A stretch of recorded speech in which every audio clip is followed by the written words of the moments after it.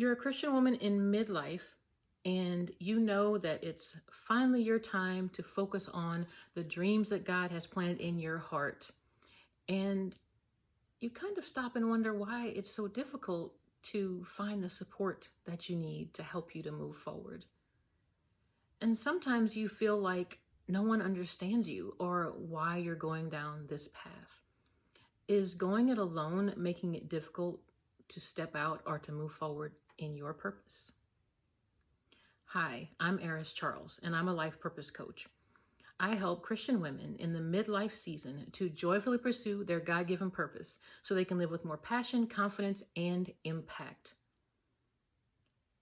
And I walk with my clients closely, not just to work on their goals, but as a spiritual companion so we can partner with God and they don't have to go it alone. Ever since high school, I've always had a focus on just helping people and walking with people. It always came natural to me to notice if someone was alone and needed to feel like they belonged, or if someone just needed some encouragement or even help with some of their work. And still to this day, I am passionate about uplifting people and supporting people, and encouragement is at the heart of all that I do. And that is why I try to walk with my clients also as a spiritual companion, because sometimes it's not just about the goals, but about what's going on inside and how you're partnering with God and how your spiritual life is. And the thing is, in this world, there are so many different personality types and people's different lifestyles and the struggles people are going through and distractions and busyness that even when people mean well, it's not always natural or easy for them to be able to support you and walk with you in the way that you expect or desire. And so we do need those relationships in all areas of our life, but especially when we're going to be trying to move forward in our calling.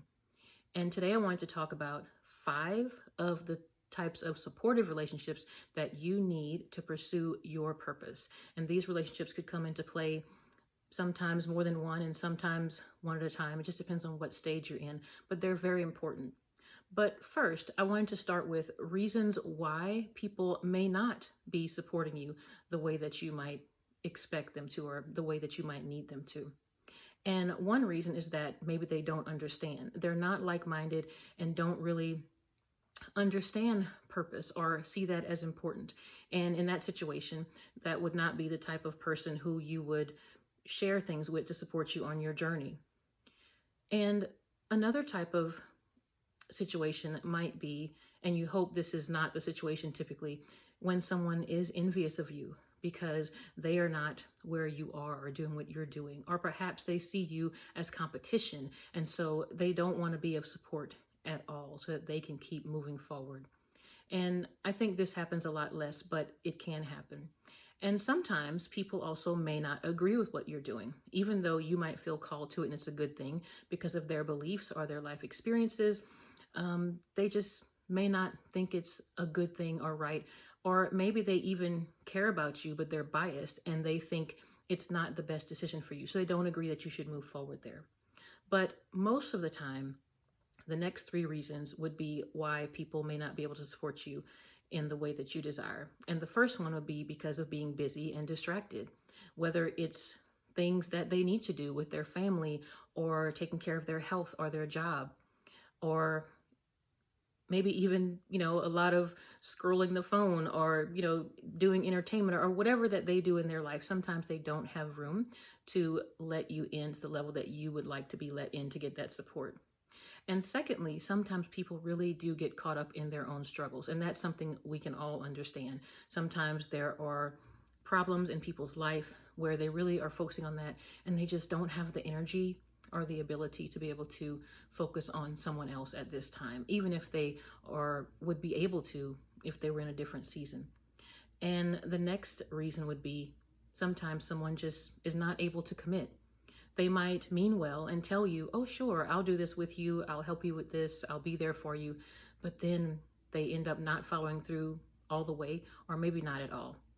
And so sometimes we're trying to get support or expecting support from people that may not be who God has meant to be there for us, or they're just not ready to, even if they would be a good support system in a different situation.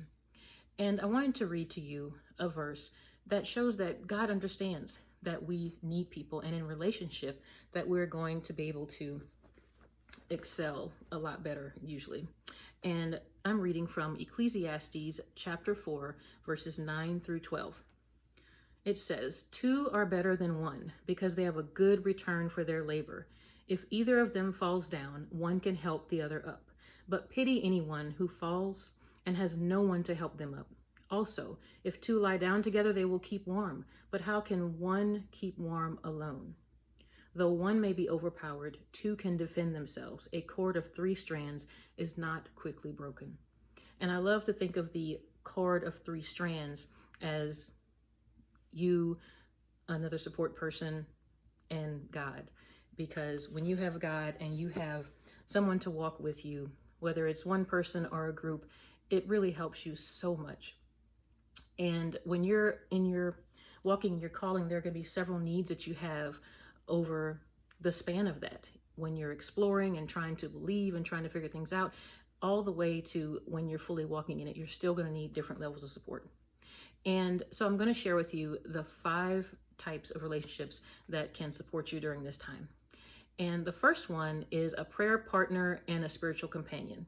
And so someone to not just say, yes, I'll pray for you, but someone who will actually be walking with you spiritually and that will pray with you, but also bear those burdens and rejoice with you when things are going well and be able to give you wise counsel because they're connected with God and they understand what your goals are and what you're going through.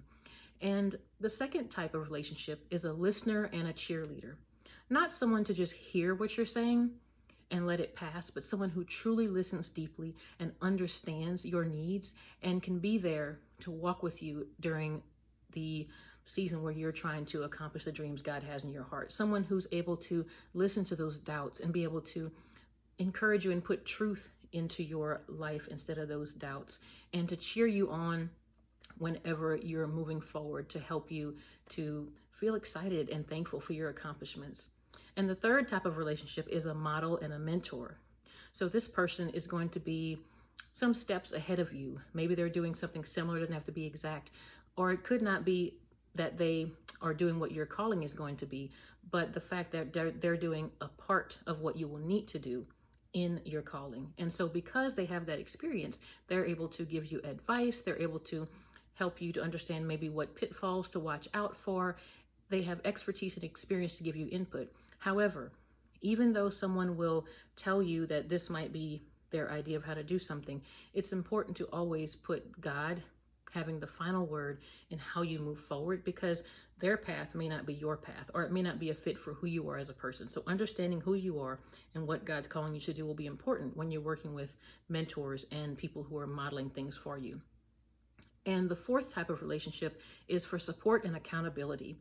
Sometimes we really need someone who is willing and able and truly available to be there, to give us time, to be able to keep us accountable to taking those steps that we might be scared to take or not usually make the time to take. And when we're checking in with someone and we know that they are rooting for us and they're going to say, hey, did you do this? Or why did you do this? Let's think about what might have gotten in the way and what you can do differently. Then you're going to be able to move forward easily. And this can be an individual, or it can be a group that you can join, and it can be formal, it can be informal, but the fact is there's someone to help you to keep moving forward. And the fifth type of relationship is help and hired help. And this does not have to just be in your area of calling, but also just in your personal life. You may want to do something in your calling, but you don't have a lot of time, or maybe you don't have the skill. And so they can help you to be able to get some things off your plate, or maybe teach you how to do things, or give you some tools, and just step in and really help you to be more effective and take some of the pressure off so that you can joyfully move forward instead of stressing out over things. And one person could play many of these roles, maybe all of these roles sometimes, but typically you'll have more than one person, or maybe a few people, or maybe a group, and then an individual or two walking with you in different seasons. It could be family, friends, it could be strangers that you meet. And never underestimate the power of prayer, because God knows the type of support that you need. And when you pray, he opens doors for you to see people in your life that maybe you hadn't considered that you can ask to support you in that way. Or he allows new people to come into your life or lead you to people who have the exact personality and skills and heart and resources to be able to help you with what you need. So pray, observe, get to know people, step out, even if you're an introvert, so that you can meet people, get involved with things, get involved with people, and just be on the lookout with your heart and your spirit, not just your eyes, to see who God might be just shining a light on that could be someone to walk with you during this time. And it can't hurt to ask. Don't be afraid to ask someone if they'd be willing to walk with you in a certain way. But also understand that sometimes their season will change too. And even though they're walking with you in a certain way or helping you, they might have to pull back and you may have to find someone else to take that role. So it's always good to just be in prayer and also to just be observant and have a heart that is compassionate towards what other people are going through. And also think about how can you be an encouragement to others? How can you play a role in other people's lives? Because God did put us here to use our gifts and abilities to support one another in the body and out in the world. So a couple of questions for you. What type of relationships do you need right now, right where you are, that can help you to explore your purpose or help to build your confidence or help you to gain some skills or have some accountability or whatever that is? What relationship do you need right now? And also, what roles are you able to fill right now for other people, whether they're already in your life or when they might come in your life? You can start to be aware of your gifts and where your heart is and your abilities and your time so that you can be available. And sometimes you'll be surprised to find out that sometimes when you start to help someone, it reciprocates. And you realize that maybe God brought the two of you together because you both had something to give to one another, to move forward in different areas of your life, whether it's your calling or just going through day-to-day life when you're getting prepared to be able to step out into things. So don't go it alone. There's no reason to go it alone. And I want to invite you, if you're seeking clarity and confidence and like-minded women to walk around with, I invite you to join the Christian Woman Life Purpose Community Facebook group. Women are there who are in all different stages of their purpose, whether they're still wondering what it is, walking in it, or farther along. And it can be a great place to find support and community in some of these relationships. And we're not going it alone because we're all going it with God. And while you walk with God and walk with others to embrace your design and to find out what your purpose is and start walking in it, it changes everything.